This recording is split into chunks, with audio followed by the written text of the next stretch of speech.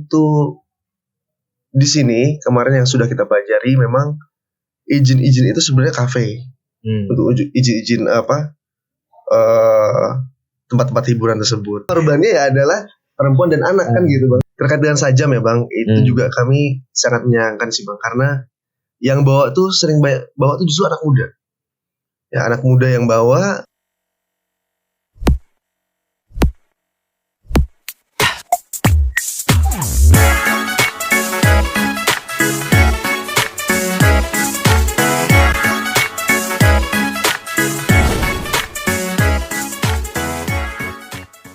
Assalamualaikum warahmatullahi wabarakatuh. Kembali lagi di podcast Kata. Kita hari ini kedatangan tamu Guardian of Tapin.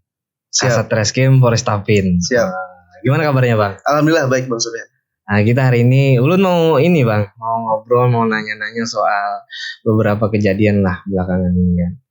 Ada soal pencabulan, ada soal pornografi, ada soal penganiayaan, dan kasus-kasus ke belakang lah. Gini bang, Tapin ini kan ulun sering sebut kota kecil lah, dengan jumlah penduduk dan luasan wilayahnya. Tapi kriminal di sini adalah beberapa yang menonjol, misalnya kayak pencabulan. Ngobrol sama Kapolres kemarin ada 13 kasus di tahun 2022. Nah, ulun mau nanya aja bang. Apa sih penyebabnya? Ini pencabulan ya bang? Kalau abang bilang Tapin itu kota kecil ya. Kalau saya bilang Tapin itu tanah impian bang. Tanah impian artinya banyak pendatang, banyak juga orang yang mengadu nasib di sini bang. Banyak juga yang ibaratnya mencobalah mencari pekerjaan, terus kemudian mau nggak mau pertemuan antar culture itu nggak bisa dihindari bang, mau nggak mau, ya kan asimilasi culture itu nggak bisa dihindari. Iya, kalau dilihat dari segi motifnya bang, ya motifnya itu artinya motivasinya dia untuk masalah pencabulan itu memang lebih untuk memuaskan hasratnya sih bang, memuaskan hasrat. Artinya kan di sini mungkin masyarakat kerjanya tinggi, ya stresnya tinggi. Kemudian mobilitas juga tinggi karena kan jalur di sini bang, wilayah jalur. Mungkin juga karena masyarakat angka kawin cerainya juga tinggi, angka perceraian tinggi juga bang. Oh iya. Itu kalau misalnya kita kaitkan dari faktor kriminologinya ya bang ya. Ya karena kriminologi itu gini bang, kalau melihatnya, kenapa manusia itu melakukan sebuah tindak pidana atau kejahatan? Yaitu ilmu kriminologi, yaitu dia akan menilai dari beberapa aspek. Jauh nggak dia dari kultur sosialnya, ya, jauh nggak dia dari kampung halamannya, jauh nggak dia dari organisasi yang mengikatnya dia. Nah itu tadi saya bilang pendatang, ya kan, banyak pendatang di sini. Yang kedua, tinggi nggak perekonomiannya dia, seperti apa motivasinya dia perekonomi. Kita bisa lihat di sini banyak pekerja, tapi ketimpangan perekonomian cukup tinggi bang, ya kan, cukup tinggi. Kemudian dengan aspek-aspek yang lainnya, seperti masalah agama. Padahal di sini juga agama religi cukup tinggi ya bang ya. Cuma memang mungkin nilai-nilai yang datang dari luar daripada dari dalam tuh lebih kuat yang dari luar. Pendatang dari Banjarmasin, pendatang dari Jakarta. Banyak bang, saya di sini ketemu tetangga saya dari Jakarta. Yang kerja-kerja di perusahaan banyak orang Jakarta bang di sini. Ketemu lagi tetangga, ketemu lagi orang Depok, ketemu lagi orang mana. Jadi ada akulturasi dari luar daerah. Asimilasi culture itu ada di sini bang, di Tapin itu. Karena masalah dia menarik lowongan pekerjaan tadi. Orang banyak kerja di situ, pendatang, nggak cuma dari lokal aja. Malah saya cek ya bang di beberapa perusahaan. Ini angka, kita bicara angka bang. Itu perusahaan itu memang wajib harus karyawan itu wajib dari karyawan lokal. Tapi dia nggak bisa dipungkiri untuk masalah skill dan kemampuan, dia pasti menyerap dari karyawan non lokal. Seperti misalnya dari Jakarta, dari Jawa. Seperti itu. Akhirnya asimilasi culture itu terjadi bang. Yang mana kita nggak bisa hindari juga kan, globalisasi, internet, segala macam. akhirnya kebutuhan masyarakat yang tinggi dihadapkan dengan keadaan yang mungkin ekonominya kurang, tekanan sosialnya tinggi gitu ya Bang ya. Di era seperti itu, dan mungkin pengawasannya juga rendah dari masyarakat, dari pengampu-pengampu di sosial, mungkin Pak RT apa gurunya. Ya akhirnya terjadilah Bang tindak pidana dalam hal ini pencabulan ya Bang ya. Pencabulan. Ya mungkin juga kan daerah masih perkampung-kampungan tuh Bang. Kontrol sosial sangat rendah, CCTV nggak ada, ya kan? Ada aja lah kesempatan siang-siang banyak anak nggak sekolah, kan kita lihat banyak yang di bawah umur kan Bang korbannya itu. Korban di bawah umur, dia nggak sekolah, kesempatan ya akhirnya ya kebanyakan malah terjadi di rumahnya tetangganya, ya kan nggak jauh-jauh sebenarnya tetangganya.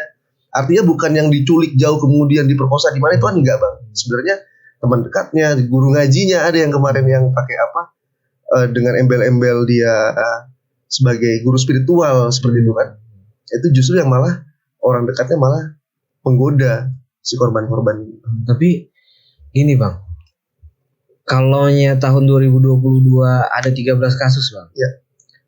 Memang ada dominan pelakunya ini, memang dominan orang yang lebih kuat daripada si korban nggak Bang? Iya, lebih banyak seperti itu Bang. Jadi terutama tadi ada hubungan sosial yang dia cenderung di atas cenderungnya. Katanya guru spiritualnya, kemudian tetangganya, tapi di atas umurnya. Ya kan Bang, dia merasa lebih tua lah. Kalau dia lebih tua kan artinya powernya dianggap lebih tinggi. Apalagi yang laki-laki kan Bang. Gak ada nih saya temukan di Tapin yang diperkosa laki-laki, gak ada nih Bang, belum ada nih. Jadi ya di sini korbannya ya adalah perempuan dan anak kan gitu Bang. Karena mereka ada kelompok rentan. Ketika dihadapkan dengan stereotip kita Bang, stereotip orang Indonesia, yang mana ya perempuan dan anak dianggap lebih lemah lah daripada laki-laki. Dominannya lebih tinggi laki-laki ya. Tapi itu Bang, jadi pertanyaan dulu Bang. Ya. Siapa tahu ketika penyelidikan misalnya, apakah nggak ada ditemukan bahwa ternyata perempuannya yang malah lebih agresif? Sejauh ini belum Bang. Sejauh ini kita belum ya, dalam hal pencabulan ya Bang ya. Di sini kita belum menemukan korbannya itu laki-laki. Ya, kalau KDRT mungkin pernah terjadi mungkin ya. KDRT mungkin saya dinas di beberapa tempat, kalau KDRT yang di KDRT laki-laki ada terjadi. Tapi kalau untuk kekerasan seksualnya itu laki-laki yang korban itu belum saya temukan.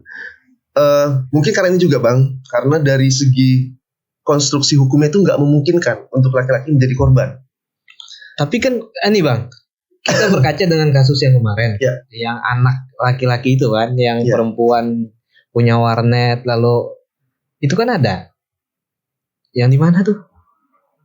Di Pulau Jawa kah? Tapi anak memang. Ya anak. Karena konstruksi hukumnya itu nggak memungkinkan Bang untuk laki-laki menjadi korban, karena begini, ketika dia akan di BAP, diinterogasi oleh penyidik, dia pasti akan ditanyakan, ya kan? Kepada ini di luar dalam konteks murni ya Bang ya, artinya tanpa obat penguat ya. Obat penguat ya. Kemudian akan ditanya, kok yang namanya persubuhan itu kan ketika kedua alat vital bertemu masuk, ya kan? Terjadi koitus itu alat vital laki-laki dan alat vital perempuan itu masuk ya. Itu yang disebut dengan koitus atau persubuhan. Gimana caranya bisa masuk kalau alat vital pria nggak berdiri? Ya ini mohon maaf ya. harus saya jelaskan secara ilmiah dari segi konstruksi hukum. Ya masuk Bang. Nah, secara ilmiah tidak mungkin alat vital laki-laki itu berdiri kalau dia tidak menginginkannya. Tapi kan bisa gini Bang, ada tipu daya misalnya. Itu tadi saya bilang tadi, di luar konteks adanya alat kuat, adanya kalau di luar negeri ada Bang kejadian yang 2 guru kemudian memperkosa siswanya. Itu terjadi di Amerika kalau nggak salah, Amerika Serikat. Ada 2 guru yang memperkosa, diikat kemudian diberikan obat kuat. Itu terjadi di Amerika, saya sempat baca beritanya. Tapi hal itu kayaknya belum sampai untuk ke fantasi orang Indonesia ya. Perempuan-perempuan Indonesia kayaknya masih menjunjung tinggi ketabuan, norma ketimuran, kemudian itu masih dijaga lah sama perempuan-perempuan Indonesia. Tapi maksudnya gini, berarti memang dalam konstruksi hukum kita nggak memungkinkan untuk bahwa laki-laki sehat dewasa menjadi korban terpaksa. dipaksa melakukan hubungan seksual. Kalau dia nggak menginginkan kan itu tadi ahli akan berpendapat mungkin nggak dia tidak menginginkan tapi dia artinya beri. Apalagi kalau misalkan ya mohon maaf ya dalam BAP-nya itu sempat ganti gaya. Ya kan ini kan nggak masuk akal gitu ketika sempat ganti gaya kemudian ada kesempatan lari tapi dia nggak lari. Kan laki-laki loh bang. Perempuan apa susahnya sih saya lari dari situ gitu loh. Tapi kalau hanya tadi bang, maksud turun ketika ada masuk unsur tipu daya misalnya atau dibohongi misalnya, dijanjikan apa misalnya. Ya modus itu saya belum ketemu ya bang ya. Dibohongi kemudian dijerumuskan gitu. Karena pada dasarnya bang persetubuhan di Indonesia ini pidana itu kan kalau salah satu di bawah umur, ya kan, salah satu sudah menikah, ya kan, atau ada orang ketiga bang. Orang ketiga itu dalam artian ada germonya, ada papinya. Nah itu pidana tuh bang. Itu masuknya terlibat pidana perdagangan orang. Kalau abang pernah pijat-pijat itu kan plus itu perdagangan orang bang namanya bang. Oh nggak pernah ya. Tapi kalau misalnya abang yang di warung-warung Jabla itu prostitusi bang namanya, itu pidana juga. Dia dalam apa? Dalam hal dia pasal KUHP itu terkait dengan mengkomersilkan hubungan seksual. Itu masuk juga bang terkait dengan. Tapi ketika dia dalam hal bujuk rayu ya kemudian sama-sama mau, yang kemudian si laki-laki ini juga mau, itu nggak fokus dalam unsur pidana bang seperti itu. Tapi gini bang, lu mau nanyakan aja, misalnya satu kasus gini, dia pacaran misalnya, tapi kebetulan laki-lakinya ini misalnya ya lebih tua lah, lebih tua sedikit, sedangkan si perempuannya ini anak di bawah umur, terjadilah hubungan badan misalnya. Tapi sebenarnya kalau dari segi pribadi ya sama-sama suka sebenarnya. Nah, apakah itu bisa dipidanakan bang? Selama tadi di luar kategori yang saya sebutkan tadi, tidak di bawah umur, tidak ada yang menikah, kemudian tidak ada yang mengkomersilkan, tidak ada yang pihak ketiga, itu hubungannya sah saja bang. Untuk hukum Indonesia ya bang ya, terkait dengan pidana. Tapi tentu itu melanggar norma kesusilaan bang. Di Indonesia ini kan pasti keluarganya. Kalau nggak masuk kriteria yang abang sebutkan tadi, berarti dia nggak akan dengan pidana nggak akan terjerat. Tapi kan norma di Indonesia ini kan banyak bang, ya kan?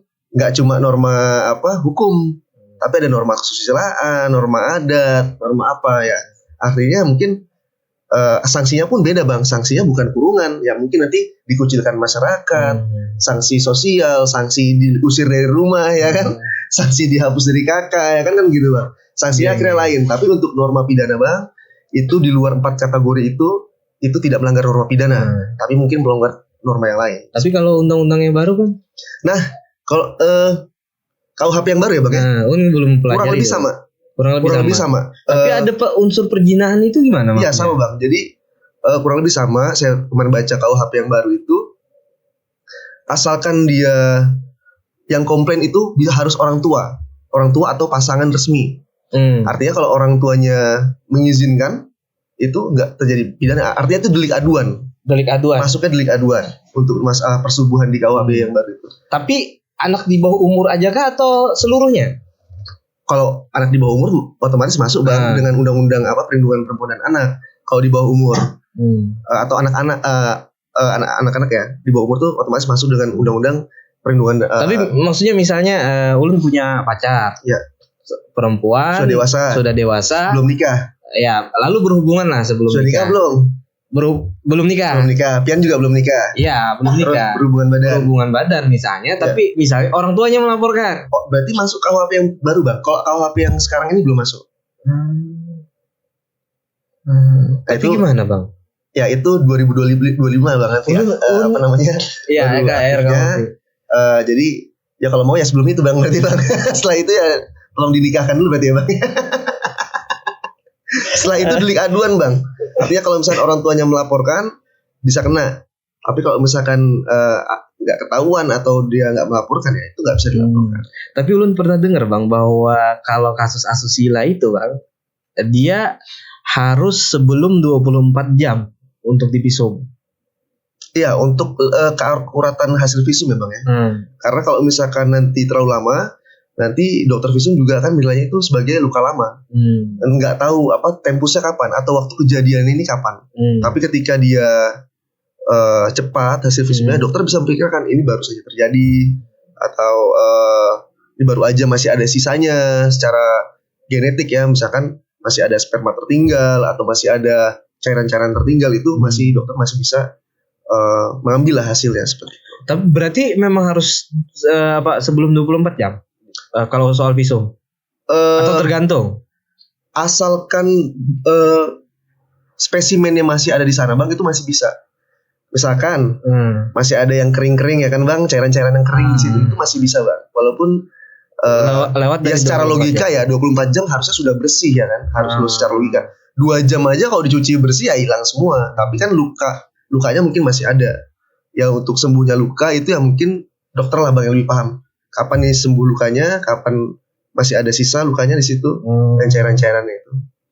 Tapi visum itu kan salah satu alat bukti aja Bang, alat bukti surat yang bisa dipakai. Kan ada alat bukti lain atau ada barang bukti lain yang bisa kita kumpulkan, misalkan baju yang dipakai. Ada nggak sperma yang menempel di baju itu atau cairan-cairan menempel di mungkin pakaian dalam seperti itu ya itu bisa dijadikan barang bukti juga seperti itu.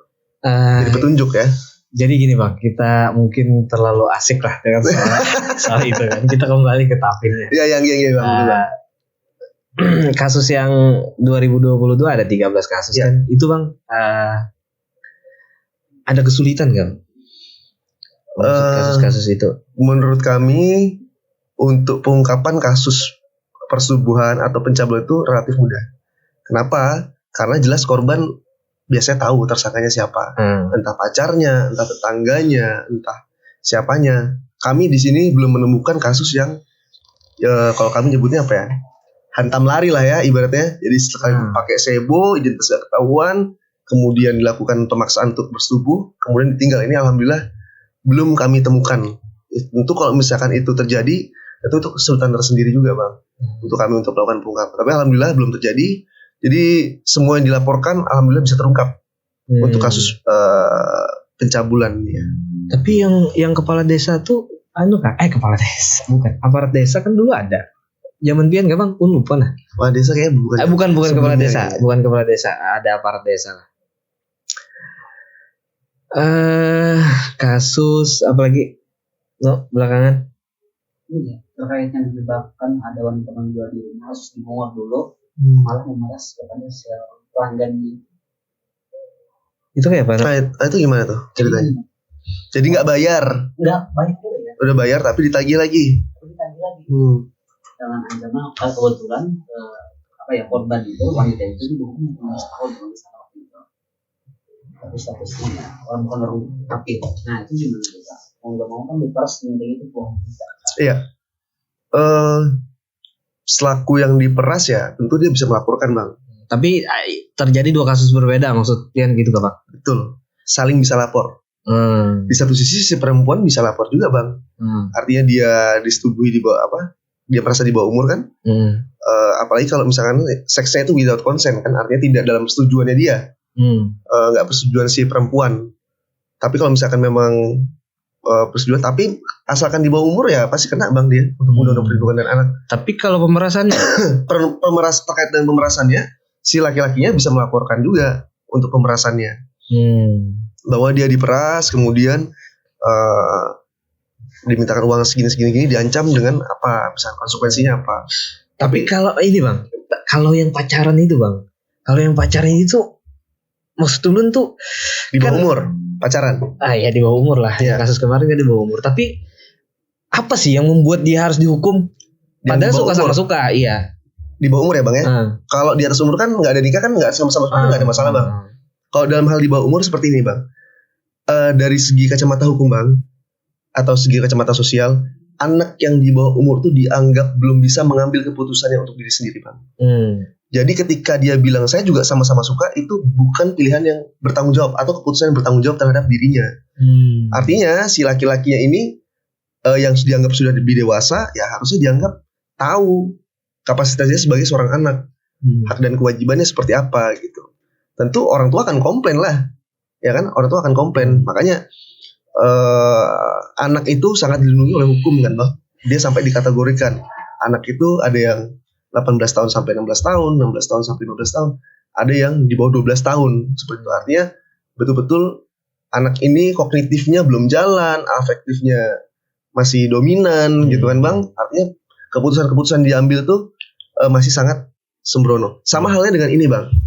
Anak kok belum boleh bikin SIM? Padahal jago naik motor. Kenapa? Bukan masalah dia jago naik motor atau enggaknya, Bang.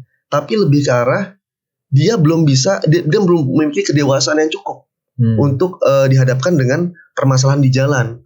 Macet, ada orang ngebut-ngebutan, ada orang nyalip dia, kemudian dia harus ngalah, mana patuhi rambu lalu lintas atau enggak gitu. Jadi dianggap belum dewasa untuk mengambil keputusan-keputusan itulah. Ibaratnya dia seperti itu. Tapi mau tanya, Bang, ada kasus yang lihat lah beberapa waktu ini, Bang, karena sering Bang pergi sini. Ada ODGJ, Bang, dia Tapin ini yang hari ini tuh kelihatannya hamil, Bang. Gimana tuh, Bang? Ada sering jalan-jalan di sini, Bang. Ada satu ODGJ yang kelihatannya hamil. Iya. Itu kan sama kayak anak di bawah umur. Berarti ketika ada misalnya hubungan seksual di situ, sama kan? Maksudnya pandangan hukumnya. Wah, ini menarik juga ya, Bang ya. Ketika yang perlu dipertanyakan, kira-kira dia jawabannya apa, kita interogasi sebetulnya apa dia penyebab kehamilannya, apa segala macam. Dan siapa yang menghamilinya juga pertanyaan berikutnya kan, Bang. Itu menarik juga tuh, Bang. Tapi saya belum pernah nih, Bang, menangani orang ODGJ sebagai pelapor. Kalau sebagai terlapor sering, beberapa kali lah, nggak sering ya maksudnya. Ada yang lihat lah. Pernah. Ada yang lihat lah. Ada yang lihat. Tor, kamu lihat, Tor? Rambut saya. Nah, itu punya suami kan ada kah? Iya. Ada lah. Ya itu harus ditelusuri kan, Bang. Kapan cerainya, kapan? Enggak punya suami. Memang enggak pernah nikah. Setahu ulun dari ulun kecil lah memang sudah sering jalan putar-putar di kota. Nah, belakangan tambah gemuk. Iya. Lalu habis ulun terakhir makan itu mungkin minggu kemarin ada lewat, perutnya besar. Iya. Nggak ngerti apa hamil atau ada penyakit, nggak ngerti, Bang. Cuma yang pasti kan bahwa harusnya ada keadilan lah, walaupun dia tidak meminta keadilan di situ. Itu gimana, Bang? Kalau hukumannya itu, Bang? Ya kita tunggu aja, Bang, dia melapor di kantor. Gitu kan. Ya maksudnya gini, Bang. Nggak mungkin kan dia melaporkan diri. Iya, betul. Nggak mungkin dia melaporkan diri di kantor. Tentu, nah itu juga konstruksi hukum yang memberatkan kita kan, Bang. Misalkan gini, pencurian misalkan. Pencurian dia bukan delik aduan, Bang. Artinya saya bisa lah langsung memproses hukum itu. Orang mencuri tanpa harus mencari tahu siapa korbannya, LPA gitu ya. Karena dia bukan delik aduan. Tapi kalau pelapornya atau siapa yang punya barang ini nggak ada dan dia nggak buktikan, kan nggak jalan juga, Bang, konstruksi hukumnya. Proses hukumnya nggak bisa jalan. Berarti dalam kasus ini, dalam hal ini dia deliknya delik aduan. Deliknya untuk pemerkosaan bukan delik aduan. Berarti bisa dong. Bisa dijalankan. Tapi bagaimana ceritanya ketika dia nggak bisa memberikan keterangan, Bang? Proses hukumnya seperti apa? Apakah dia bisa disidangkan? Apakah dia kemudian bisa diambil keterangan? Itu kesulitan. Apakah dia bisa memberikan kesaksian? Gitu kan? Tapi di satu sisi juga, apakah itu juga menjadi sebuah keadilan buat dia gitu? Yang ulun pikir gini, Bang. Juga lah, setelah ulun lihat ini bukan cuma masalah dia mungkin gak akan nuntut keadilan lah soal dia, karena dia ada seorang yang punya kapasitas lah ya. Tapi misalnya lahir, Bang, itu siapa yang tanggung jawab? Pasti dinas sosial. Dinas sosial pasti udah menyiapkan strategi untuk itu. Artinya belum tahu, Bang, lagi orang masih muter-muter kota, Bang. Jalan di pasar. Kemarin kami juga pernah nanganin penemuan mayat. Ternyata memang sudah ditangani oleh orang dinas sosial. Jadi sebenarnya dinas sosial memantau aja terkait dengan kelayakan hidupnya apa. Kalau memang belum ditangani, ya berarti dinas sosialnya belum turun ke situ. Tapi boleh sih Bang, ini menjadi masukan buat kami. Nanti kita kan bisa kabarin ke dinas sosial. Nanti saya koordinasikan dengan Pemda, maksudnya dengan dinas sosial terkait dengan rehabnya seperti apa, ya kan. Kemudian anaknya nanti penanganannya seperti apa. Saya rasa pasti sudah ada strategi mitigasinya, cuma mungkin belum nampak aja sama beliau-beliaunya, itu belum kelihatan. Saya yakin kalau misalkan kita kabarin pasti beliau ditangani oleh beliau-beliau. Oke, mungkin itu yang mau Ulun sampaikan Bang. Kita lanjut lagi ke soal kemarin ini kan baru ada kasus pornografi. Iya. Ada seorang pacar Bang, seorang mantan kekasih. Diduga lah. Dan patut diduga memang dia menyebarkan foto mantan kekasihnya di media sosial. Sebenarnya gini Bang, kembali lagi menanyakan, mungkin sudah kita sentil lah bahwa gini Bang, siapa ya di dunia ini yang berani mengatakan bahwa sakit di hati itu lebih ringan daripada sakit fisik? Ya. Mungkin gini, mungkin kalau kita luka Bang, kita akan dengan mudah Bang, misalnya aku jatuh kemarin, luka di sini, luka di lutut misalnya, atau luka di siku misalnya. Tapi ketika lukanya di hati Bang, orang itu kadang-kadang bercerita pun enggan. Lalu sakitnya itu luar biasa Bang. Sampean pernah sakit hati Bang? Pernah lah. Pernah kan? Nah, maksudnya gini Bang,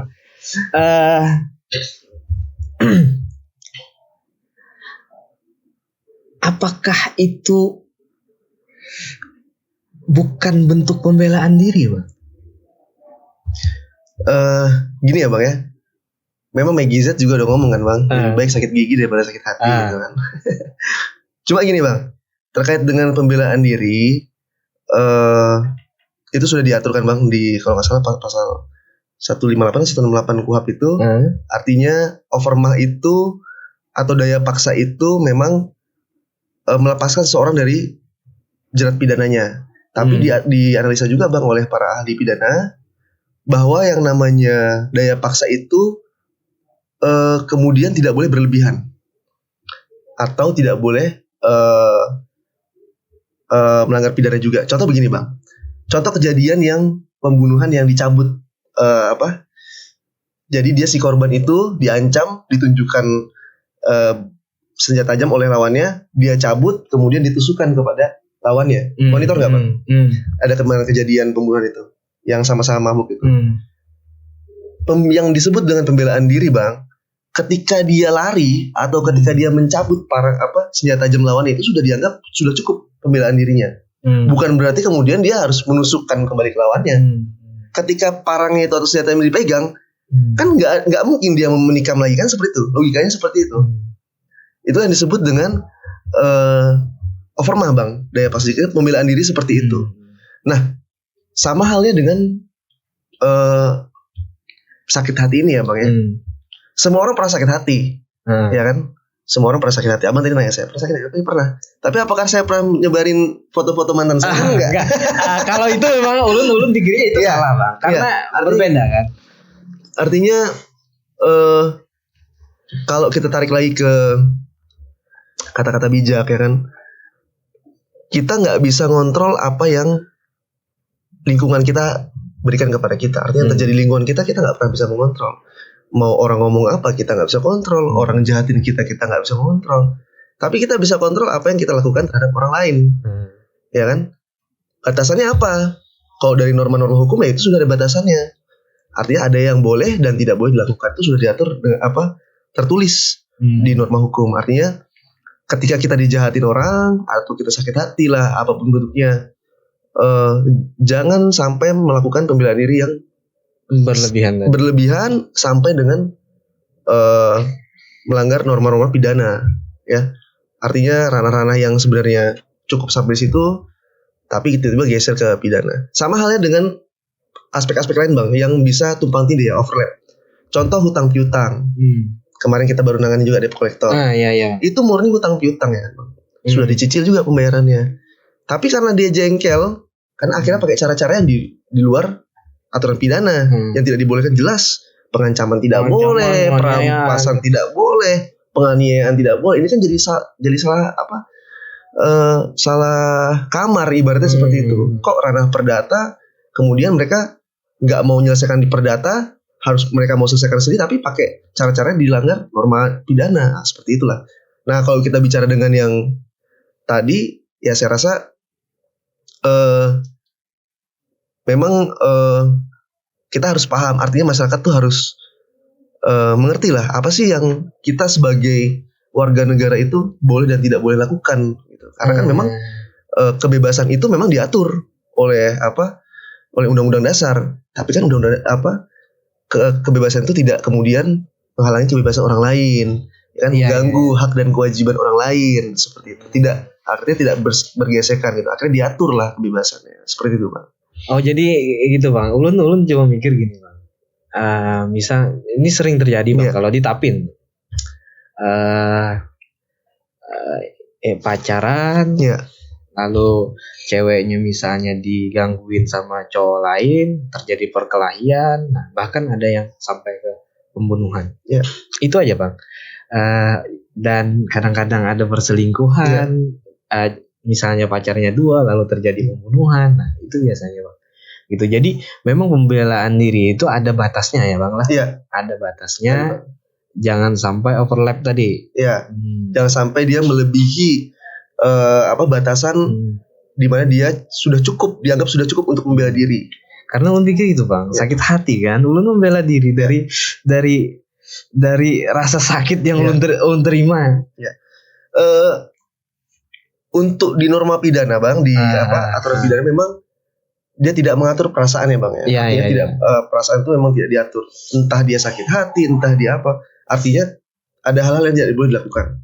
Beda halnya dengan norma adat ya, Bang. Saya pernah dinas di Makassar cukup lama 6 tahun lah. Di Dinas Makassar. Ada istilahnya itu di Makassar tuh sirina pace, Bang. Jadi itu adalah norma adat yang mengatur harga diri orang-orang Makassar. Suku Makassar. Jadi aturan itu berbunyi seperti ini. Ketika perempuanmu diganggu ya, maksudnya ibu, adik perempuan, kemudian istri, atau kemudian harga dirimu diganggu, itu halal, Bang, bagi dirinya secara norma adat ya, Bang ya. Secara norma adat halal untuk membunuh lawan musuhnya itu. Pun kalau misalkan dia keluar, Bang, dari penjara, ditangkap, kemudian dia lepas, itu sama keluarganya, Bang. Kalau memang dia melaksanakan kurungan itu karena sirina pace, itu dijemput sama keluarga itu layaknya pahlawan, Bang. Layaknya pahlawan di adatnya mereka. Itulah makanya Makassar lebih banyak lagi kasus pembunuhan. Dasarnya alasannya itu sirina pace.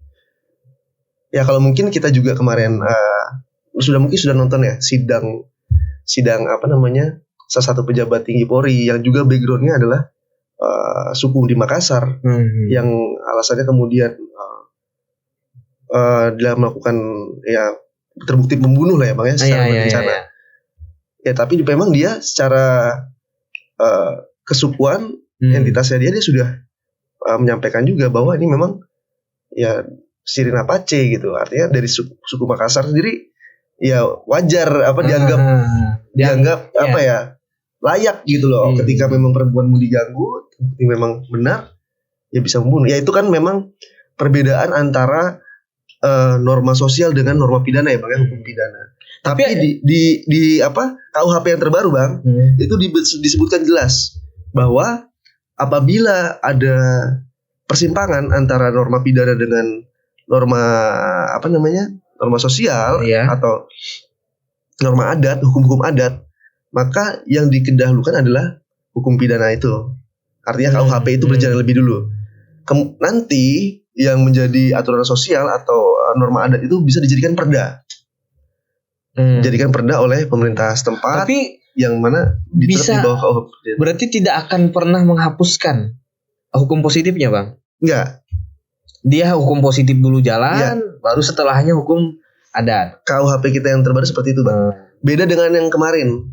Yang kemarin kita dahulukan, pecalang kita dahulukan kalau di Bali, ya kan? Iya. Kalau misalkan di Aceh kita dahulukan apa namanya? Hukuman kisos itu ya didahulukan.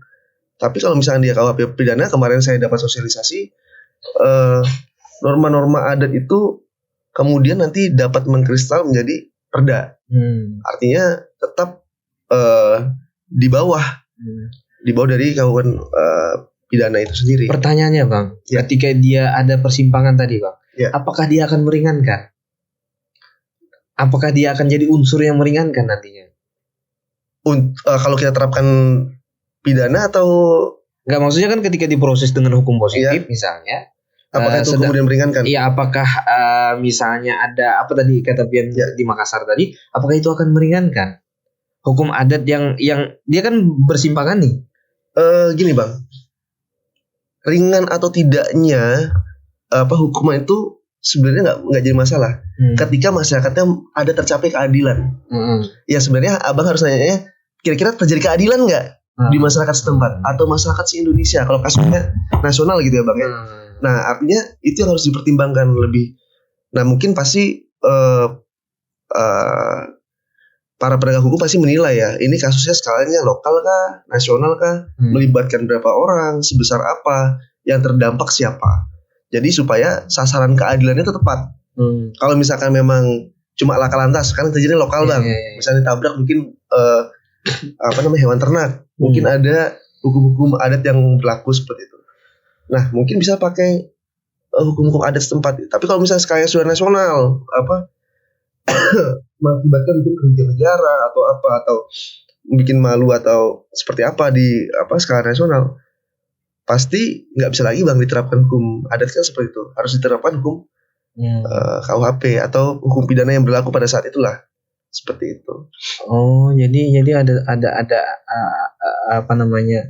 luasan dampak dari ininya juga. Karena penegakan hukum itu Bang sejatinya sasaran 3 ya. Mencapai keadilan, mencapai manfaat, ya kan, mencapai kepastian. Pasti artinya yang harus dicapai kepastiannya dulu.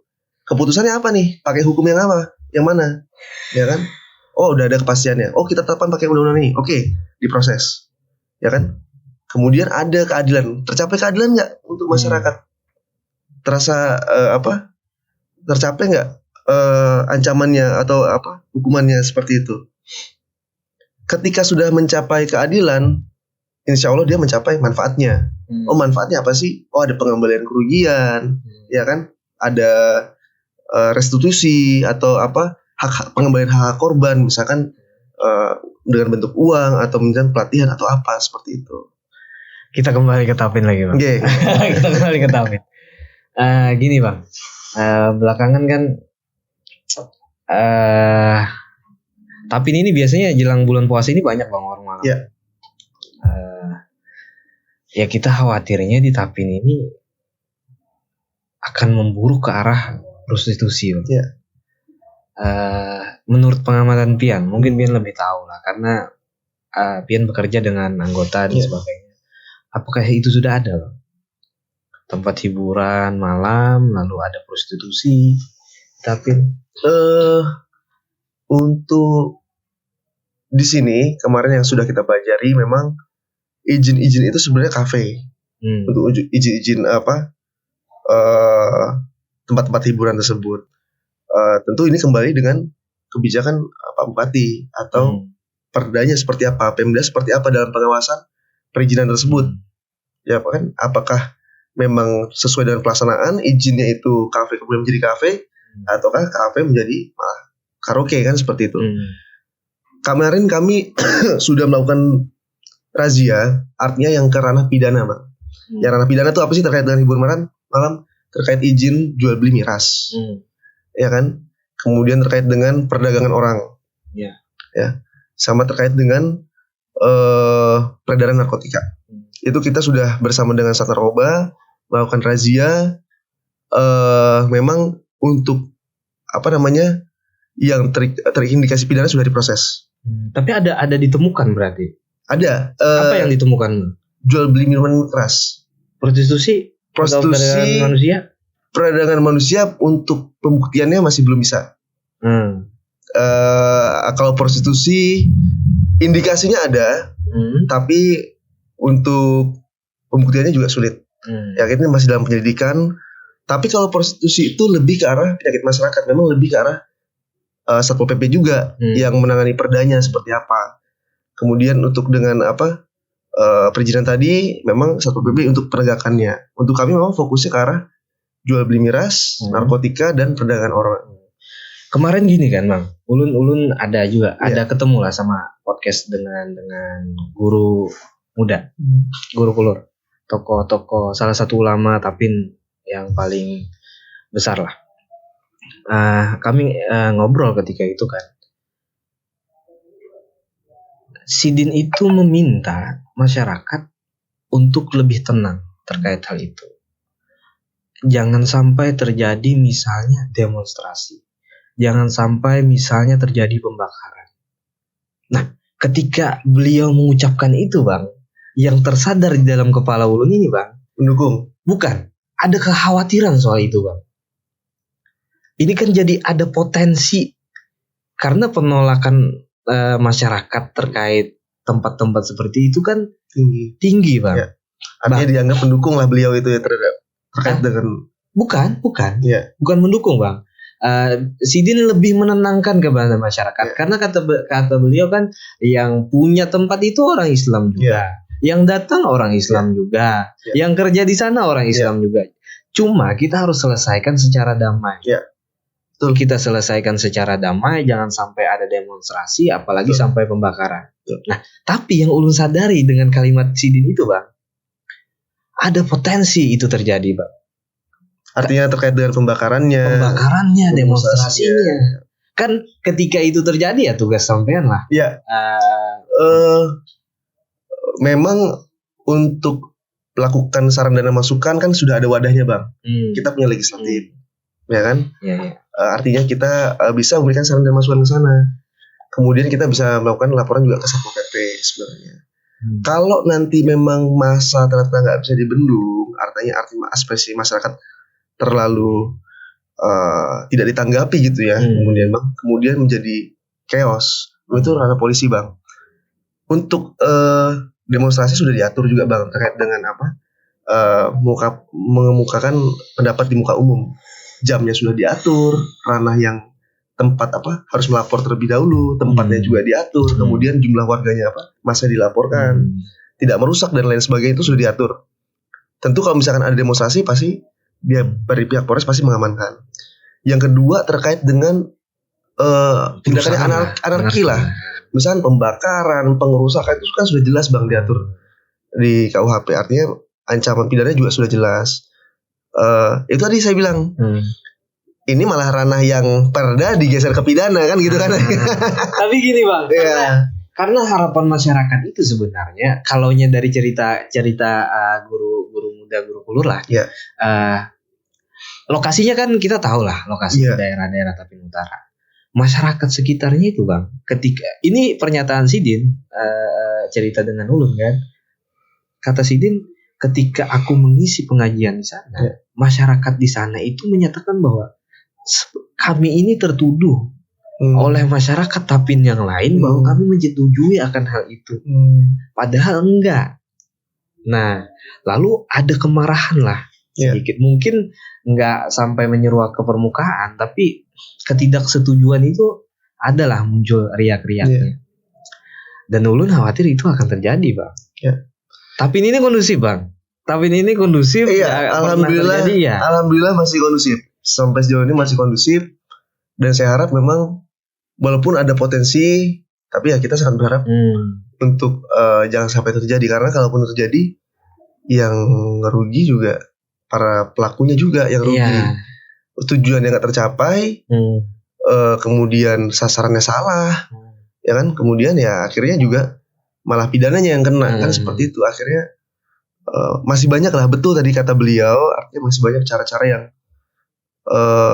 legal untuk dilakukan. Artinya kalau tujuannya baik, alangkah baiknya caranya baik juga. Jangan sampai tujuannya dengan alasan yang mulia tapi pakai cara-cara yang tidak baik kan, itu kan nggak pas bang menurut saya seperti itu. Ya, jadi gini bang, kita lanjut lagi bang.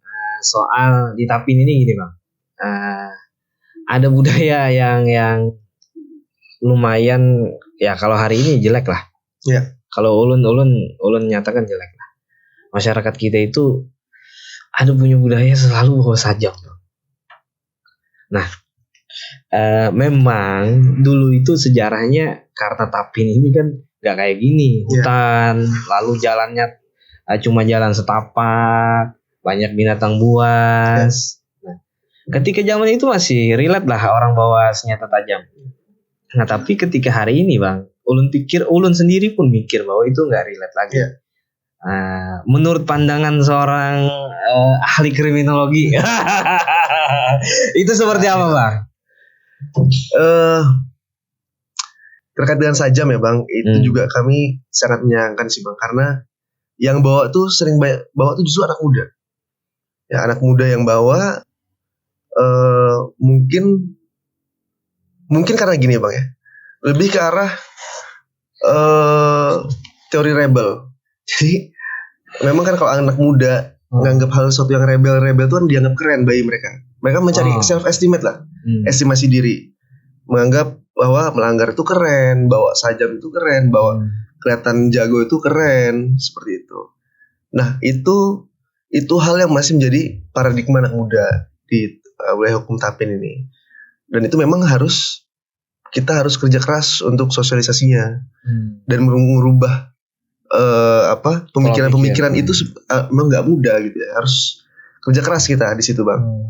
Padahal pidananya jelas, pidananya 10 tahun loh bang, bawa sajam itu. Undang-undang darurat itu 10 tahun.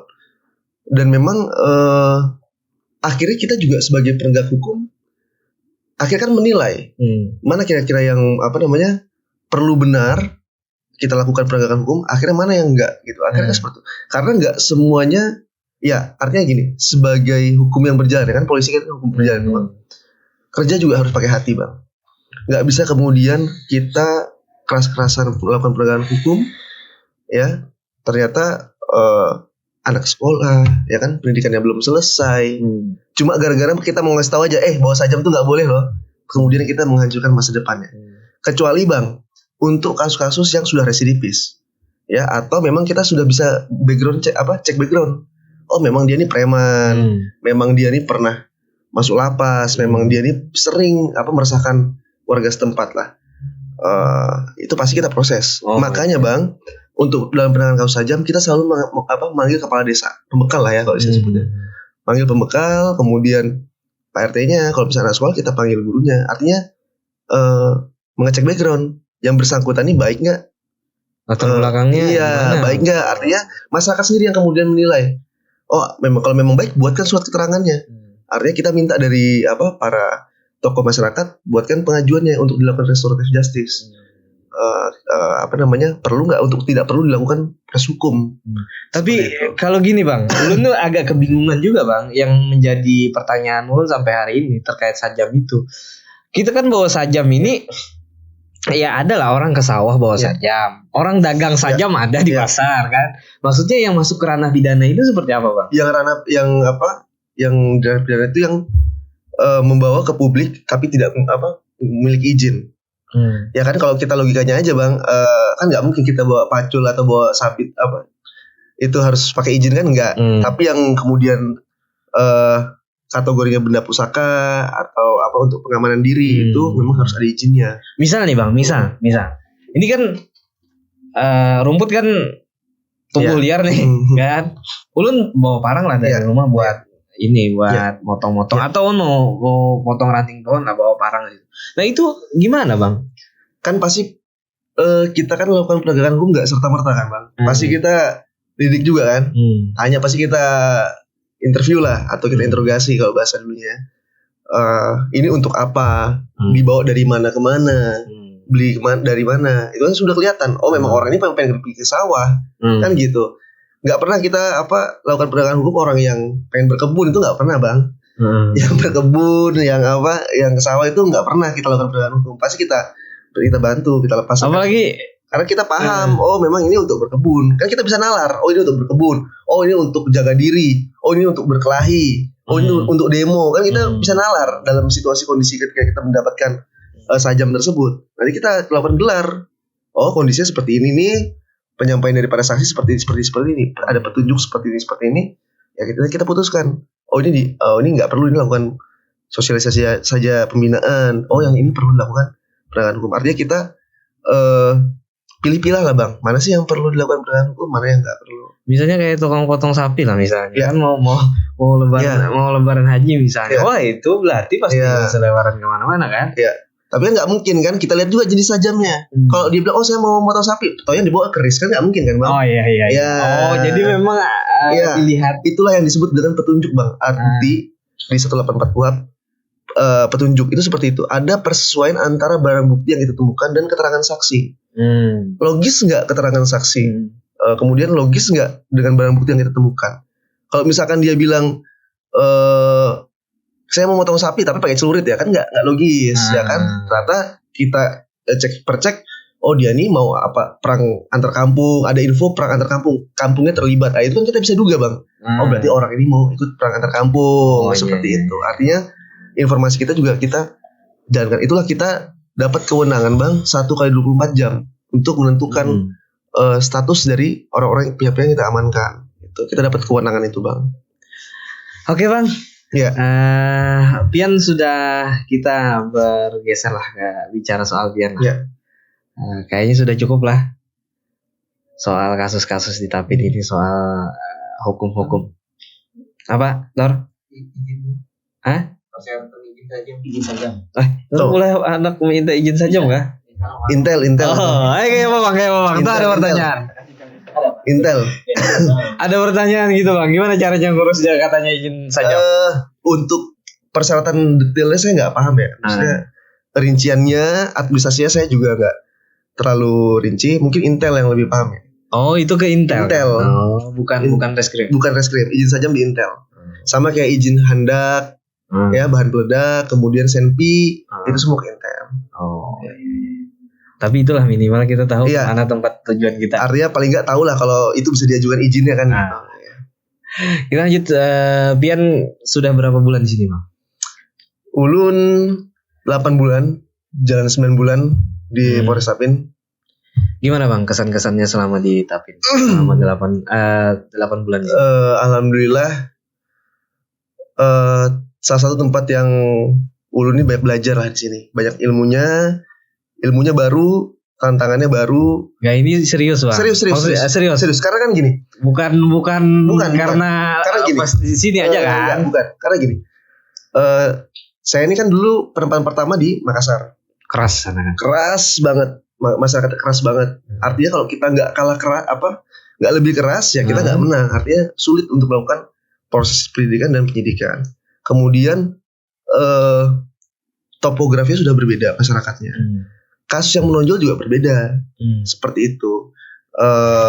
Cara penanganan pun akhirnya berbeda. Cara kita bersentuhan dengan masyarakat langsung itu berbeda cara komunikasinya di sini dengan di Makassar. Kemudian setelah dari Makassar kan saya sempat di narkoba itu di Polresta Banjarmasin. Wakas narkoba Polresta Banjarmasin, yaitu murni ketemunya ya pelaku penjahat terus kan. Ibaratnya memang orang yang bawa narkoba ya otomatis sudah otomatis tersangka narkoba kan seperti itu. Nah makanya ketika saya menjabat sebagai Kasreskrim ini di Tapin ini banyaklah apa yang bisa dipelajari. Artinya penegakan hukum ternyata karena ini bukan di ibu kota yang besar ya. Artinya pendekatan IT itu sulit dilakukan. Pengungkapan dengan IT itu agak sulit dilakukan karena memang intensitas penggunaan juga rendah. Ternyata yang justru yang pengungkapan itu kita mudah itu komunikasi dengan masyarakat, terutama pembekal. Pembekal di sini tuh sangat membantu dalam pengungkapan pembunuhan. Masyarakat yang melakukan pembunuhan itu pembekal yang yang bisa ngarahkan warganya, silakan menyerahkan diri dan sebagainya itu menurut saya ilmu yang berbeda yang pernah saya tanganin di Makassar. Makassar walaupun sama case-nya pembunuhan, Wah, saya kejar-kejaran. Orang Masyarakat setempat kadang tutup mata tutup mulut. Ibaratnya pura-pura nggak tahu lah, cuek. Artinya karena ada sirine Apache itu tadi dianggap dia yang benar. Kalau misalkan kronologi memang dia membela martabatnya dia dianggap yang benar. Akhirnya dukungan dari masyarakat tuh sedikit dalam pengungkapan itu. Akhirnya kita harus main kejar-kejaran sama tersangka itu. Di sini saya 80% itu menyerahkan diri tersangkanya untuk kasus pencabulan, pembunuhan, penganiayaan, bahkan yang debt collector kemarin tuh sudah 2 menyerahkan diri, sisa 1. Rencana kalau nggak besok lusa menyerahkan diri. Itu artinya cara kita guyup dengan tokoh masyarakat, dengan yang nyuruh menyerahkan diri juga. Yang nyuruh kebetulan masih umroh. Pemeriksaannya tanggal 17.